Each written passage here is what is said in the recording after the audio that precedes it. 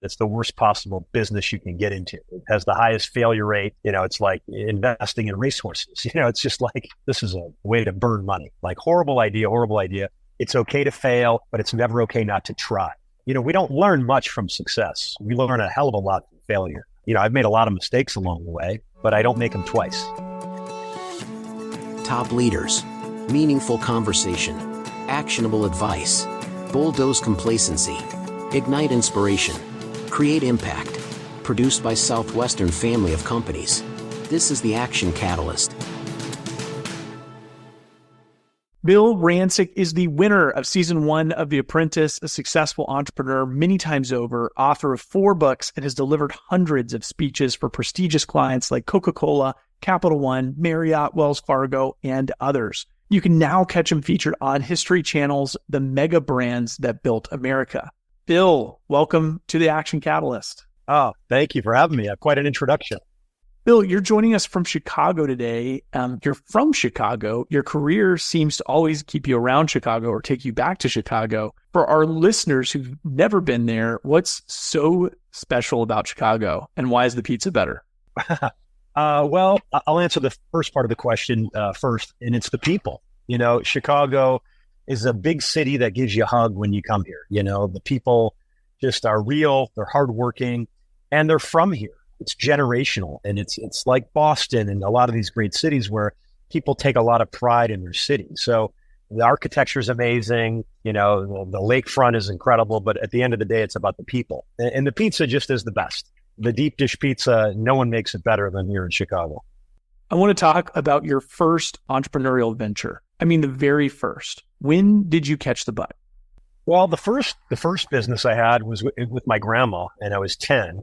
I was at my grandma's for the weekend. My mom and dad were heading out of town, and I woke up one morning and my grandma was in the kitchen making breakfast. And, I was probably like a lot of entrepreneurs out there. I would always ask a million questions, what goes here? Why are you doing that? How does that work? And my grandmother decided she was going to take me in the kitchen and she was going to teach me how to cook. So I spent all day making pancakes with her in the kitchen. And then the next day I woke up and I raced into the kitchen and I picked up the phone and I called all the old ladies who lived on my grandmother's block. And I invited them all to come over for a pancake breakfast. And they loved it. And then when they left, they all left $5 bills underneath their plate. And I said, I'm onto something here. So then for the next 5 weeks, I went to my grandmother's every weekend and I kind of had this makeshift restaurant. Then my mom caught wind of what was going on and she shut the operation down. She claimed I was taking their Social Security money. So that business ended immediately. That was my first start, to be honest with you. And then from there, I started buying and selling used cars when I was 14. There was an old publication, this was way before the internet, called the Trading Times. And I was using that to buy used cars and then resell them. And then I had the boat wash and wax business in college. And then when I was right out of college, I took a job briefly for about 8 months and I realized that I couldn't work for anyone else. And then I started an online cigar subscription company that we sent cigars to your home every month. We had over 10,000 monthly subscribers getting these boxes sent to their home every single month. It took off. I started it in a 400 square foot studio apartment, and then it quickly grew and grew, and it was something. Sounds like you internalized a lot of these important business principles very early on. I actually started a division of our company where we focus on providing one-on-one coaching to youth, and I currently serve as president of our foundation, Kindness for Kids. And in that foundation, it just reminds me that we actually work with young people, in particular, the foundation sponsors underserved youth, aging out foster youth, students that don't usually have mentorship and guidance in their life. And then we wrap coaching around them to help develop their skills, the exact kind of skills that I think it sounds like you practiced and so many successful people practice early on in life. So, if you could walk us through some of the skills that you learned in those early days. Well, for me, when I was growing up, the best lesson I learned from my parents was it's okay to fail. It's okay to make mistakes, but it's never okay not to try. With social media and the way the world has evolved, everything has to be perfect, and that's not how the real world works. And a lot of kids are afraid to try something because they're afraid they're going to fail, or they're afraid what their friends or their colleagues are going to say, and they might be embarrassed. So, entrepreneurship is really the birthplace of innovation. If you look at all these major companies that are out there today, they started in a garage or a studio apartment, and they evolved into these massive corporations, Apple, Amazon, I can go on and on. And we also, are able to change the world through that innovation as well. And we have to keep Main Street alive. And I think we got to keep that spirit alive in America. You were the winner of season 1 of The Apprentice, which maybe people don't remember was an absolute phenomenon when it was on the air. What was it like to suddenly be in the public eye? And what are some of the habits and practices that set you apart from your peers and competitors and ultimately helped you win? Yeah, it was huge. It's funny that I won the first season of The Apprentice 20 years ago last month. So it's kind of ironic. And it changed my life. There's no question about it. We had 25 million viewers every week watching. It was, today, if a hit show gets 3 million, it's considered a complete success. So, that was the golden age of TV and in our generation. But it was remarkable. It was just as if someone flipped a switch and I was introduced to the world. It was insane. But I learned a lot of lessons because we had, really good competitors. We had, there were 16 of us, great entrepreneurs, great business people, Harvard and Yale and all these amazing, business schools. And I think there were 3 things I learned that I implement every day. And one is you have to be agile. You have to be willing to adjust and adapt and react to what's happening around you. And we saw it during COVID. Those who were able to adjust and react stayed around. Those who didn't became extinct. And that is my belief with or without a pandemic. I think, secondly, you have to learn to think like a conductor. You have to check your ego at the door, and you've got to think how a conductor of an orchestra thinks. And that's hiring the best people. Don't try to play every instrument yourself. So, a lot of people, they think they know everything. And I don't believe that. I think you got to get the good, the best people you can around you. And I think you have to stop making excuses. I think, one of the reasons people fail is because they point to their left and they point to their right and they blame everyone and everything around them. If you look at the people who are in that rare air, they point the finger at themselves because at the end of their career, there's no one else to blame but themselves. Your first gig after winning was helping to manage the construction of the Trump International Hotel and Tower in Chicago. That must have been intimidating. Had you done any real estate before? Well, I had done a little bit, but the biggest project I had done was a 34-unit building. So much, much different. But, I went into it with the right mindset. And I think it's kind of a Midwest mindset. I went in and my goal wasn't to, try to be the big boss. I went in it trying to be the sponge. And I realized that I didn't know everything and that I had to get good people around me. And that was it. And I wanted to learn everything I could from everyone, the great architects and engineers and mechanical engineers. And that was kind of my goal when I first got on. I took my time. I kind of sat back and I took it all in before I started to kind of get into my role. We don't want to spend a lot of time talking about Trump because there's a lot about him out there already on both sides. But is there anything about him that everybody's got wrong? I will say he treated me exceptionally well, treated me like one of his children.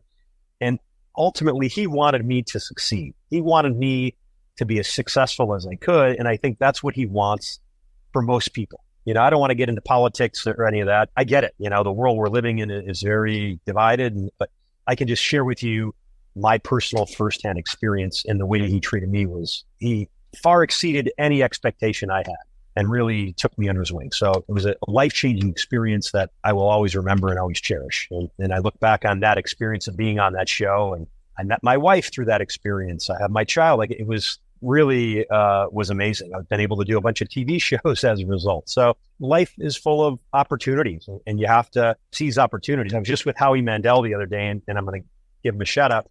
He had a great quote. He said, nothing starts with no. And, if you always say no to opportunities, you're going to wind up with nothing. I came home and I told my 11-year-old son that because it's amazing advice. You got to be willing to take risks and go out there. And when I took that opportunity, this was the early days of reality television. 20 years ago, the TV stations weren't filled with the reality TV that we had today. So, it could have ruined me. It could have been an absolute disaster, and I could have embarrassed myself. But, I knew that I wanted to take a risk, and the upside, I think, outweighed the downside. Well, like you said, The Apprentice didn't scare you away from reality TV because you made your way into producing and starring in reality television alongside your wife, Juliana. You'd already been in the public eye, but how did you cope with having your personal life in the spotlight instead of just your professional life? We made a kind of a promise to each other that if we were going to do, it was called the Juliana and Bill Show, and it ran for 8 seasons on E! And we said, we're going to use the show for good and not evil. So many of these shows are poisonous, and it's just putting out the wrong thing. And over the course of the 8 seasons, we were able to tackle infertility before anyone was talking about infertility. We were able to talk about Juliana's cancer battle with breast cancer, which raised so much awareness. All of our mission trips to Haiti and the different philanthropic things we did. So, we really used the show as a positive platform, and it was a show you could watch with your kids. And that was something we were proud of. So that was kind of what we did. We were the executive producers of the show. We controlled all the content, and our lives aren't filled with drama. That's just not how we live. We're Midwest people, we're normal. I'm a regular Chicago guy, Well, continuing that long television career, you're now featured on The Mega Brands That Built America, airing on the History Channel, which is really entertaining look into the early innovations in some of the biggest businesses of our time.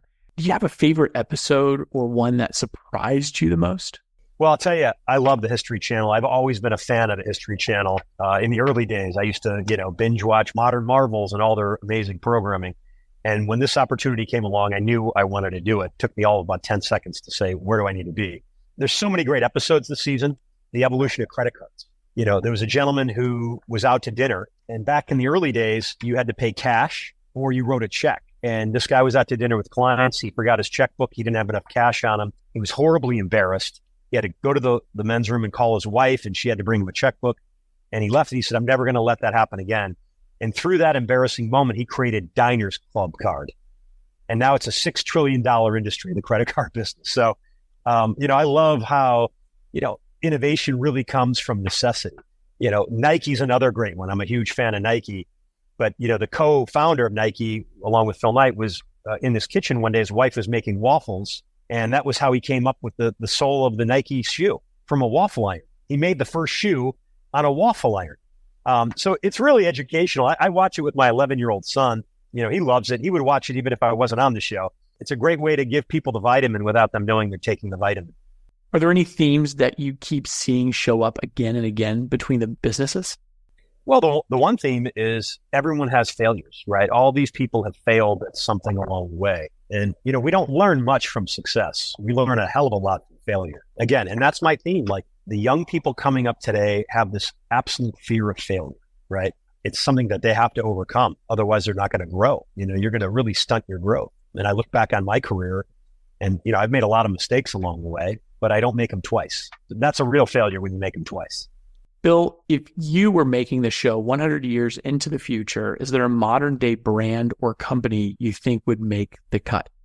Everything Elon Musk is doing, no question. The guy's changing the world. I mean, what he's got going on, the way his brain is wired, he's our modern day Einstein. Like, it's unbelievable what he's going to do with these, self-driving taxis. And if you own a Tesla, even down to the chip that he's putting in these people's brains. I mean, there's a guy, he's a paraplegic, and he's able to play chess and all these games with just his mind. I mean, think about this, right? It is absolutely remarkable. He's the first guy to re-land a rocket. NASA has been doing it 55 years, 60 years. And he comes in and he's able to re-land a rocket. So I think anything he's doing will be on the show. He's wired differently. And where we see problems that, are insurmountable, he comes up with solutions, And that's what I always tell people that work for us. Like, don't come to me with problems. Come to me with solutions. Because there's always going to be problems. No one's going to live a problem-free life. So you better be good at solving problems. And that's, I think, the way his mind is wired. Nothing is out of the question.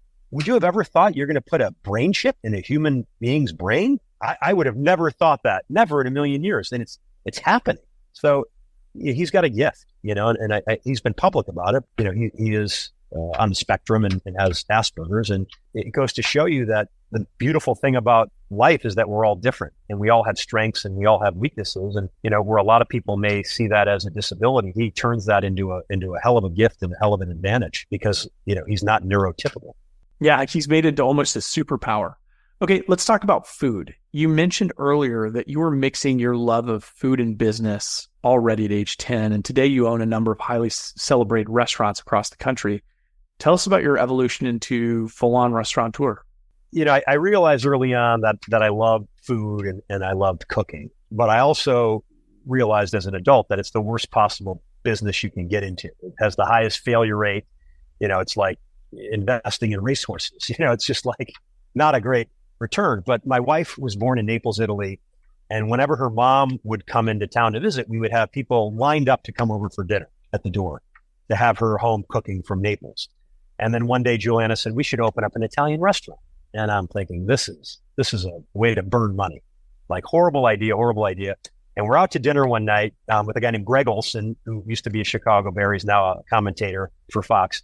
And Juliana and I are at dinner with him and his wife. And he says, well, you're going to open up an Italian restaurant. You should talk to my friend RJ. We kind of courted each other for a year and a half or so. And then we opened up our first one, 13 or 14 years ago, right here in Chicago. Then we opened up a second one and a third one. And now we have them, spread throughout the country, and we're opening up more. We've got a lot in the pipeline. What's your favorite meal? Doesn't have to be one of your restaurants. I love a good cheeseburger. I love cheeseburger and fries. And I ran the New York Marathon a couple years ago. When I finished, I got a double cheeseburger, fries, and a milkshake. And it was just like, that was it. That was heaven for me. Can we do a quick lightning round? Yeah, hit me. What's one thing you own that you should probably throw out? Oh my gosh. One thing I own that I should probably throw out. A lot of old clothes. I got to donate a lot of these clothes because they've been sitting there for 10 years and I haven't worn them. They probably don't fit anymore either after COVID. Picked up a few pounds during COVID. So, and it's harder to come off now that I'm in my 50s. But yeah, just stuff that I'll never wear again. Who's the person you always wanted to meet but never have?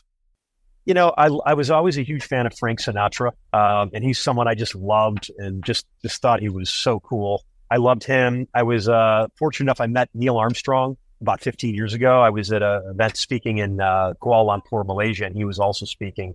And that was someone on my list. I never thought in a million years I would meet him, and we had dinner together. And it was just, I'm a huge aviation fan. Unbelievable to be able to have dinner with him.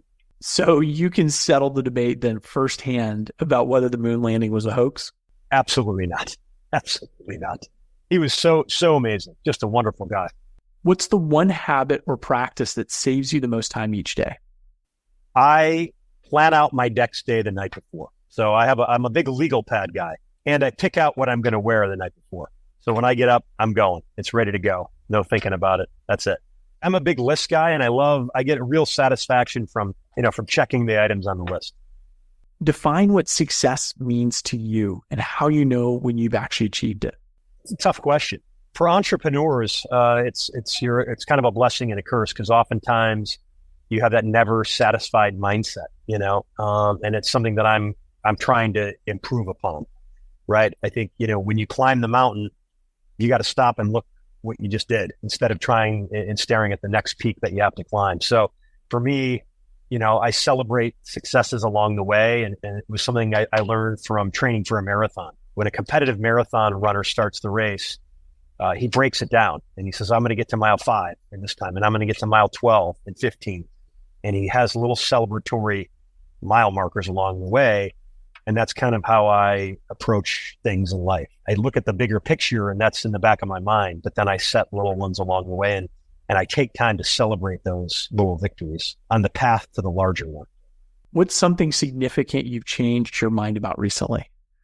That's another great question. Wow, these are awesome. I think I've changed my mind a little bit on being more flexible in life. And I think having a child makes you do that. When I was in kind of growth mode and in business mode, I was very regimented and, kind of very precise. And I think having a child, you have to kind of be a little more flexible, and you gotta slow the train down. And I think that's okay in life. You go through different seasons in life, and you don't want to have any regrets. And for me, I've learned to kind of be okay with working less, and I don't need, I think I know when enough is enough. And I think I always wanted more and more and more. And now I'm like, okay, well, that doesn't happen. That's okay. God's got a plan, and I'm learning to surrender more, where I used to try to muscle it myself.